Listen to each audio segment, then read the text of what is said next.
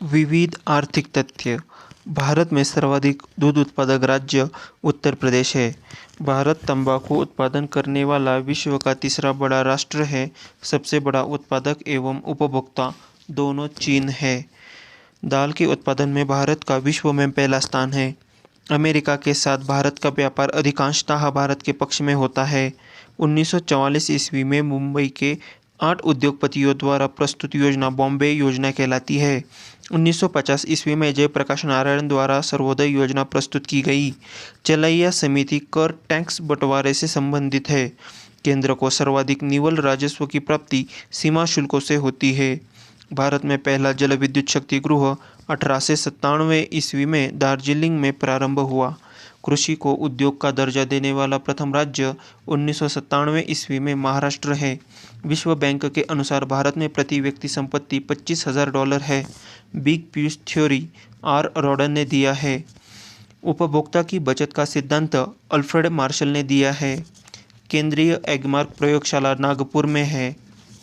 सिंदरी उर्वरक कारखाना, चित्तरंजन का इंजन बनाने का कारखाना, भारतीय टेलीफोन उद्योग, integral coach factory, penicillin factory. भारतीय टेलीफोन उद्योग की स्थापना प्रथम पंचवर्षीय योजना के दौरान हुई। विश्व में सर्वाधिक सहकारी संस्थाएं भारत में है। भारत में असंगठित क्षेत्र संगठित क्षेत्र की बजाय अधिक रोजगार का सृजन कर रहे हैं। भारत में कुल तेलहन उत्पादन में मूंगफली का हिस्सा सर्वाधिक है। भारत में 1 करोड़ से अधिक जनसंख्या वाले 3 नगर मुंबई, कोलकाता और दिल्ली है। भारत में सर्वाधिक नगरीकरण गोवा राज्य में हुआ है। मसालों के व्यापार में भारत का हिस्सा 40% है। राष्ट्रीय आय की सामाजिक लेखांकन गणना विधि का विकास रिचर्ड स्टोन ने किया था। जब किसी वस्तु के वास्तविक मूल्य के बजाय मौद्रिक मूल्य से प्रतिक्रिया व्यक्त की जाती है तब उसे मुद्रा भ्रम कहा जाता है। केंद्रीय बैंक द्वारा अन्य व्यावसायिक बैंकों से ली जाने वाली ब्याज दर को बैंक दर कहा जाता है। अंतर्राष्ट्रीय व्यापार में अनुकूल संतुलन की स्थिति वाली मुद्रा जिसको प्राप्त करना कठिन होता है को कठोर मुद्रा कहा जाता है। साख मुद्रा को ऐच्छिक मुद्रा भी कहा जाता है। भारत में पाई जाने वाली बेरोजगारी की प्रमुख प्रकृति संरचनात्मक है। अर्थव्यवस्था की कीमतों का औसत स्तर सामान्य कीमत स्तर कहलाता है। आय में बदलाव के फलस्वरूप उपभोग में बदलाव उपभोग की सीमांत प्रवृत्ति कहलाता है। विदेशी मुद्रा के अनुसार देशी मुद्रा की कीमत विदेशी विनिमय की दर कहलाती है। किसी देश का आयात और निर्यात से संबंधित भुगतान शेष व्यापार शेष कहलाता है। कराधान, जनता से ऋण तथा घाटे की वित्तीय व्यवस्था राजकोषीय नीति के 3 प्रमुख साधन हैं। प्रगतिशील कर व्यवस्था में आय बढ़ने के साथ करों की दर में भी वृद्धि होती है, जबकि प्रतिगामी कर व्यवस्था में आय बढ़ने के साथ कर की दरों में कमी होती है। रोजगार गारंटी योजना, जो अब NCMP प्रमुख घटक है, सर्वप्रथम 1972-73 में महाराष्ट्र सरकार ने शुरू किया था। इसमें संविधान में दिए गए काम के अधिकार को स्वीकार किया गया है। श्वेत क्रांति दुग्ध उत्पादन से तथा पीली क्रांति तेल व तेलहन उत्पादन से संबंध है।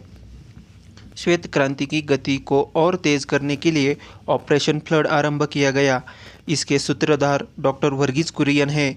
यह कार्यक्रम विश्व का सबसे बड़ा समन्वित डेयरी विकास कार्यक्रम है, जिसे 1970 ईस्वी में राष्ट्रीय डेयरी विकास बोर्ड NDDB ने प्रारंभ किया था।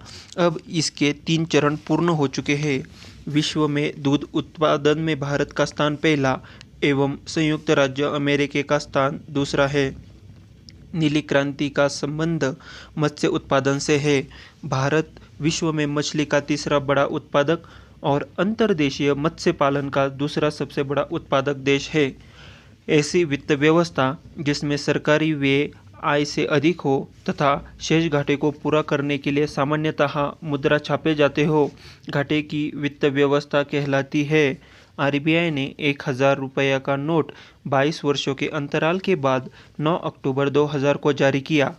भारत पर्यटन विकास निगम की स्थापना एक सार्वजनिक क्षेत्र के उपक्रम के रूप में 1 अक्टूबर 1966 को की गई थी। सार्वजनिक क्षेत्र के उपक्रमों में उपनिवेश का दौर 1991-92 में प्रारंभ हुआ। सार्वजनिक उपक्रमों में उपनिवेश से प्राप्त राजस्व के सुनिश्चित प्रयोग के लिए 1 अप्रैल 2005 को राष्ट्रीय निवेश निधि की स्थापना की गई। भारत में डीजल इंजन बनाने का पहला कारखाना 1932 ईस्वी में सातारा, महाराष्ट्र में खोला गया। भारत में मोटर वाहनों का सर्वाधिक निर्यात जवाहरलाल नेहरू बंदरगाह से किया जाता है। अमेरिकी पत्रिका टाइम्स ने इन्फोसिस टेक्नोलॉजी के नारायण मूर्ति का नाम विश्व के शीर्षस्थ 25 व्यवसायियों में शामिल किया है। वर्ष 1981 में नारायण मूर्ति द्वारा इन्फोसिस कंपनी की स्थापना की गई है। अमेरिकी स्टॉक एक्सचेंज नास्डाक में सूचीबद्ध होने वाली भारत की यह पहली कंपनी थी।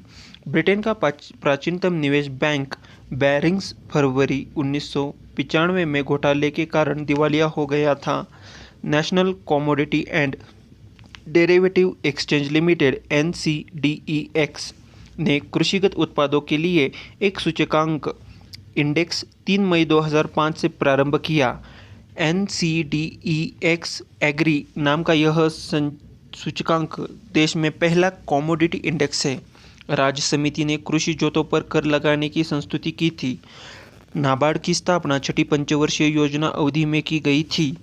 भारत में गरीबी हटाओ का नारा 5वीं पंचवर्षीय योजना के अंतर्गत दिया गया था। खादी एवं ग्रामीण उद्योग आयोग की स्थापना दूसरी पंचवर्षीय योजना के अंतर्गत की गई थी। राष्ट्रीय ग्रामीण विकास संस्थान हैदराबाद में स्थित है। पुर्तगाल ने भारत को 280 किलोग्राम के ऐसे स्वर्ण आभूषण लौटाए हैं जिन्हें वह भारत में अपने उपनिवेशक शासन के अंत में ले गया था।